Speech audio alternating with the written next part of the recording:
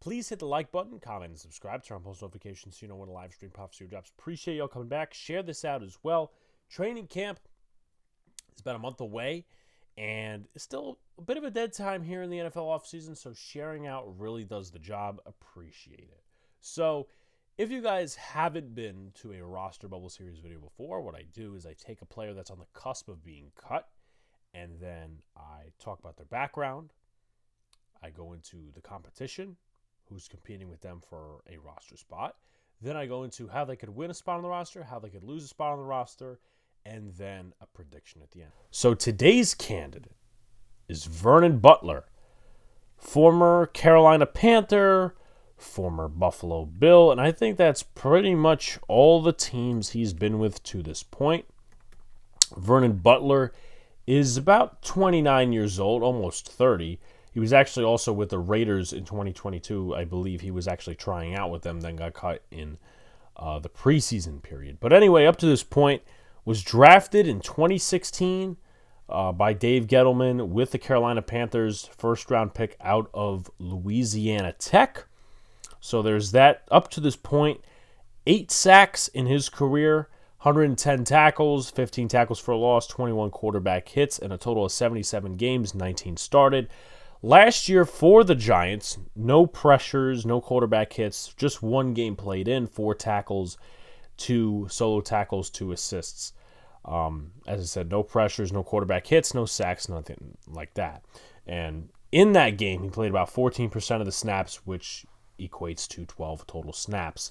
The Giants signed him for DT depth with all the injuries going on last year and also the lack of run support in terms of the front seven, because when Dexter Lawrence and Leonard Williams got off the field, we all know it was pretty much hell, whether it's setting the edges or just up front. Guys on the depth chart behind Williams and Dexter Lawrence, we're not getting it done. Justin Ellis, goodbye. I mean, thank God he's not on the team anymore. It was basically Danny Shelton 2.0. Ryder Anderson, I mean, you could kind of give him a little bit of a mulligan because he's a rookie.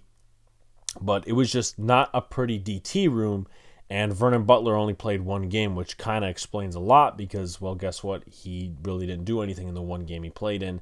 And I guess in practice, he wasn't really showing up either. So you can already tell outside looking in for this guy.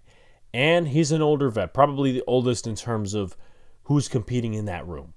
And who is competing in that room with Vernon Butler? It is Ryder Anderson. Once again, just talked about him. He was a rookie out of Indiana last year, and I think he also went to another college as well. DJ Davidson, the Giants drafted him last year. He tore his ACL, so I wonder where he is in the process of rehabbing. But in my opinion, Davidson showed a little bit more than Butler did. Once again, 2 different sample sizes. Jordan Riley, the Giants drafted him out of Oregon this year. Supposed to be some type of run stopper. Drafted him in the 7th round, so he may or may not even make the roster. And then Kobe Smith, who's basically been a practice squad throw around, and I think it was with the Bucks a year, so he hasn't had much experience at all, and he's never played in an NFL game.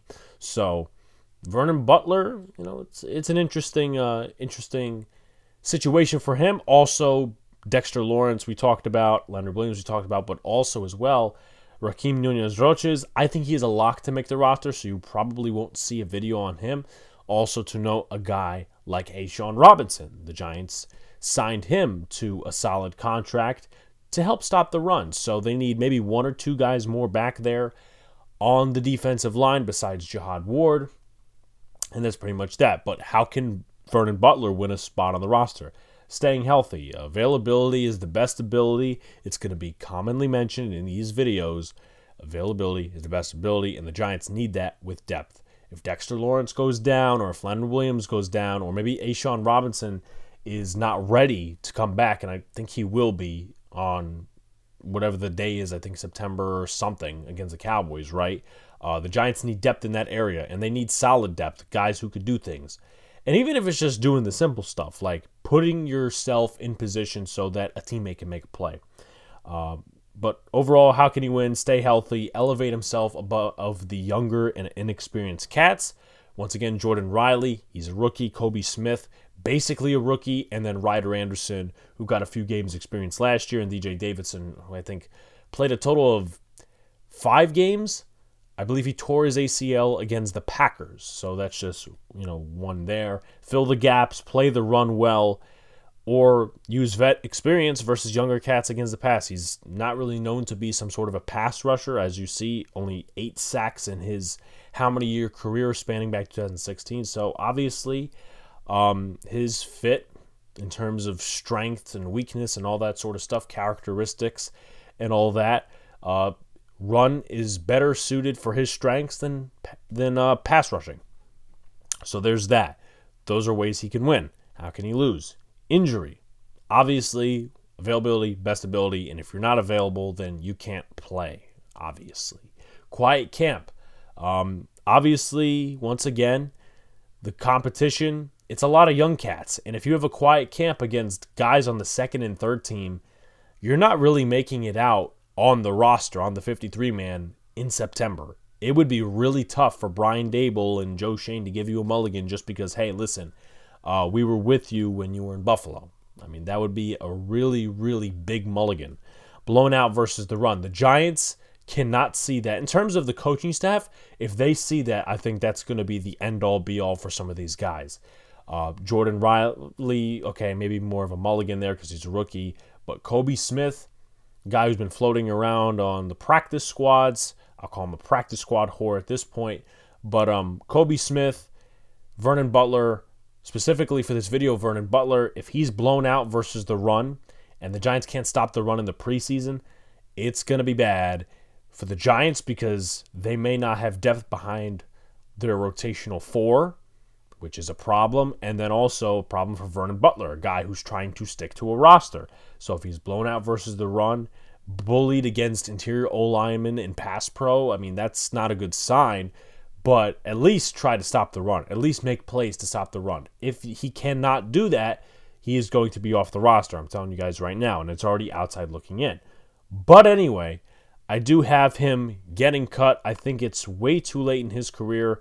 I think he might be retiring soon. In my personal opinion, I don't know what he's thinking in terms of, am I going to retire, not going to retire? I don't have sources like that, but my point is I don't see him making it out. I think Ryder Anderson or DJ Davidson gets a 5th or 6th spot, maybe Jordan Riley too.